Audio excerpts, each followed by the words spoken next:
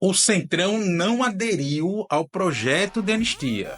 E Bolsonaro, para variar, mentiu. Agora sobre o PSD. Vem comigo. Antes de seguir, gostaria de pedir seu like nesse vídeo e sua inscrição nesse canal. Peço também, caso você possa e queira, sua contribuição clicando no botão Valeu ou se tornando membro aqui do blog do Cadu Amaral, clicando no botão Seja Membro. Os membros do blog do Cadu Amaral têm acesso a conteúdos exclusivos e assim você ajuda a mais um espaço de luta contra o fascismo à brasileira. Ao final do vídeo, deixe seu comentário, concorde, discorde ou complemente. Mas sempre se lembre que só não vale xingar, nem falar no meio do povo. Compartilhe esse vídeo em todas as suas redes sociais e também no WhatsApp e no Telegram, se você tiver. E lembrando que se você é de Alagoas, você pode assistir ao blog do Cadu Amaral na TV Com, Maceió, canal 12 da NET. Se você não é de Alagoas, você pode assistir a TV Com no link que está na descrição desse vídeo. Obrigado. Segunda-feira, 17 de março, são agora 5 horas da tarde. E os bolsonaristas estão alardeando que os partidos do chamado Centrão aderiram à pauta de anistia. A pauta de anistia aos golpistas e dos golpistas. Mas essa história não é bem assim, não. No ato flopado, inclusive realizado em Copacabana, neste domingo, 16 de março, na véspera de eu gravar esse vídeo, o Bolsonaro discursou como se a anistia fosse uma questão de justiça histórica. Isso faz parte da retórica dessa galera aí, tentando criar, inclusive, a falsa ideia de que os presos de 8 de janeiro são perseguidos políticos. No entanto, segundo lideranças do Centrão, em diversos veículos da mídia publicada, notícia publicada nesta segunda-feira, né? Essa pauta não passa de um instrumento político para atacar o Supremo Tribunal Federal e o governo Lula. E aqui é que está a grande questão dessa coisa toda. O próprio Centrão sabe que a proposta é frágil juridicamente. E mesmo que passe no Congresso, vamos lá, pode e será barrada no STF. Então isso significa que o Bolsonaro está, mais uma vez, usando uma bandeira inviável apenas para inflamar a sua base e manter ali a militância mobilizada contra o judiciário em torno dele, né, em torno de si ali. Outro ponto importante que precisa ser destacado é a característica principal do Centrão, que o Centrão não age como um bloco coeso, o Centrão não é um bloco uníssono, nem os próprios partidos dentro de si são assim. Diferente do que muita gente imagina, cada partido, cada liderança tem seus próprios interesses. E um exemplo nítido, claro disso, é a situação do PSD, do Gilberto Kassab, que o Bolsonaro disse que estava fechado lá no ato de Copacabana, né? Durante o ato, o Bolsonaro afirmou que o Gilberto Kassab estaria alinhado com a aprovação da anistia. Mas o que aconteceu depois? A imprensa foi atrás, foi perguntar às lideranças do PSD e os parlamentares do PSD, uns reagiram com surpresa, mas não confirmaram a declaração do Bolsonaro. Não confirma nem nega. É parte do jogo, mas teve uma reação de surpresa, boa parte deles. Isso mostra que o ex-presidente, mais uma vez, tenta criar uma realidade paralela para manipular a opinião pública. O que saiu do PSD, que o Kassab, segundo o UOL, é que o Kassab disse que metade do PSD pode votar, vota ali, enfim. Para reforçar ainda mais essa característica do Centrão e da nítida falta de apoio partidário a esse tema, a gente tem, por exemplo, a entrevista do ministro Alexandre Silveira ao jornal O Globo, de 7 de março, onde ele deixou claro, afirmou com todas as letras, que a maioria do PSD está com Lula. Ou seja, a tese de Bolsonaro de que o partido estaria ao seu lado nessa pauta cai por terra. Evidente, você vai ter um parlamentar aqui e outro acolá, enfim. Outra grande mentira propagada pela extrema-direita é que a anistia beneficiaria apenas os presos de 8 de janeiro. É aí que está a propaganda, né? Ah, são os velhinhos, aquela coisa toda. Mas isso é outra mentira. O projeto que está protocolado lá no Congresso prevê anistia para crimes contra o Estado Democrático de Direito, cometidos antes de 8 de janeiro de 23, o que significa, na prática, um salvo-conduto não só para Bolsonaro, como para seus aliados que participaram de ameaças golpistas durante o seu governo, inclusive a trama que planejava até tirar a vida de Lula, Alckmin e Alexandre de Moraes, porque aquilo ocorreu antes de 8 de janeiro.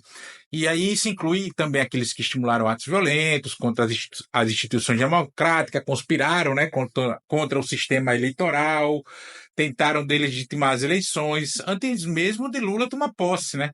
É isso que está lá, o projeto. Não é só lá para aqueles lá que foram quebrar a sede dos três poderes. A extrema-direita tenta vender a ideia de que a anistia é apenas para pessoas inocentes. Mas, na verdade, ela abre um precedente perigoso, perigosíssimo para a impunidade de crimes graves. E agora vem um ponto crucial, central nessa discussão e que muita gente releva e que eu já apontei aqui várias vezes e parece que as pessoas não param para analisar a coisa, né? Mesmo que o projeto de anistia seja aprovado na Câmara de Deputados, ele ainda precisa passar pelo Senado. E aí Bolsonaro enfrenta um grande obstáculo nesse momento. O presidente do Senado, Davi Alcolumbre. Inclusive, Davi Alcolumbre já manifestou categoricamente que não pautará esse tema. Ou seja, nem sequer haverá discussão sobre esse assunto no Senado enquanto Alcolumbre tiver o controle da pauta. É evidente que política as coisas podem mudar, mas isso não está dado. Inclusive no momento atual, em que o Alcolumbre tem inclusive um motivo pessoal para não ceder aos faniquitos da extrema-direita. Ele quer a cassação do deputado federal Gustavo Gayer, um dos principais aliados do Bolsonaro, expoente dessa coisa desse bolsonarismo escatológico que fica bradando besteira por ofensas dirigidas a ele, ao Alcolumbre, e à ministra Gleisi Hoffmann. Isso mostra como o jogo político não está a favor dos bolsonaristas, apesar da grita que eles fazem o tempo todo. Aí agora vamos supor que, de alguma forma, a anistia, além de ser aprovada na Câmara de Deputados, ela seja aprovada no Senado.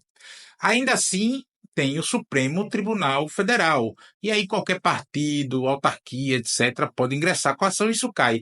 E aqui está o ponto final dessa história, porque o STF já deixou claro que considera os crimes contra o 8 de janeiro, os crimes contra o Estado Democrático como gravíssimos e não tem anistia para isso.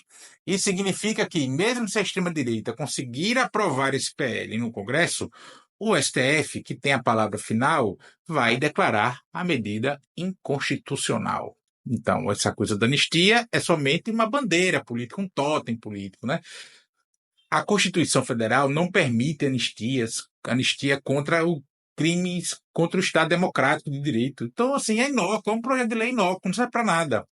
Diante de tudo isso, né, fica claro que a anistia é um projeto sem viabilidade política e jurídica. O Centrão enxerga essa pauta como uma estratégia política e não como uma causa real. Não vai rolar. Aí bota o Tarcísio para mobilizar os republicanos. O Hugo Mota, presidente da Câmara de Deputados e dos republicanos, ele não tem interesse nisso. Ele até flerta mais, mas ele não tem interesse nessa coisa, né? PP, republicanos, etc., procurados, evitam apoio formal, demonstrando que não querem se comprometer com essa agenda que pode trazer mais prejuízos do que benefícios, inclusive para os próprios parlamentares. E no Senado, o Davi Alcolumbre trava essa discussão. E, por fim, a gente tem o STF, que não vai deixar esse negócio passar nunca, vai evidente que vai derrubar. Qualquer órgão que pode provocar o Supremo nesse tema vai provocar e acabou, né? Então, a gente tem uma conclusão muito nítida aí, muito objetiva, muito simples, muito direta. Bolsonaro está apenas tentando manipular a sua base. Ele usa a anistia como um discurso para manter a sua militância engajada e atacar o STF. E sempre que dá ali, ataca o governo Lula, porque as pessoas acham que o governo federal pode mandar prender e mandar soltar. Mas, na prática, essa proposta não tem qualquer viabilidade e não vai adiante. Não vai adiante, servindo somente como uma bandeira falsa, porque isso é uma bandeira falsa, algo para tentar manter a base bolsonarista, enfim, que a gente chama de bolsonarista, esse eleitorado mobilizada e despersonalizar as ações. Porque você joga essa coisa da anistia, a ideia é fazer parecer que a extrema-direita não só se mexe em prol de Bolsonaro. E aí, vamos ser sinceros, né, que aqueles que estão ali em volta, vamos falar francamente aqui, aqueles que estão em volta ali não dão a mínima para Jair Bolsonaro. Nenhum deles ali.